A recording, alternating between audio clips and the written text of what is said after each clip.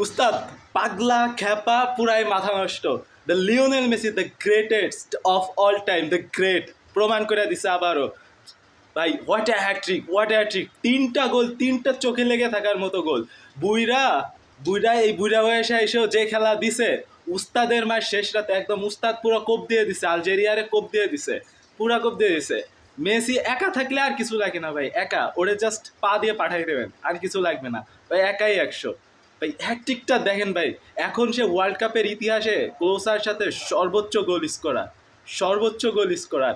আলজেরিয়ারে just উড়াই দিছে Messi, Messi একাই উড়াই দিছে। এবং আজকে আপনি আরেকজনকে নিয়ে কথা বলতে পারেন, সে হচ্ছে দীপল। যেই দীপলরে নিয়ে আমি শুরু থেকে অনেক সংশয়ে ছিলাম, কিন্তু যে সে প্রমাণ করে দিছে না, সে এখনো সে আগের দীপলই আছে, যেখানেই বল সেখানেই দীপল। প্রথম কলে যে পাসটা দিছে, পুরো চোখে লেগে থাকার মতো পাস।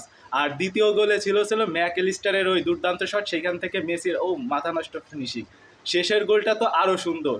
এক কথায় মেসি পুরো সব আলো কেটে নিছে, হ্যাট্রিক করছে, এখন সে ওয়ার্ল্ড কাপের ইতিহাসের সর্বোচ্চ গোল স্কোরার। কার সাথে কিসের তুলনা দেন বুঝি না, কি ওরার সাথে আপনারা লওরার তুলনা করেন।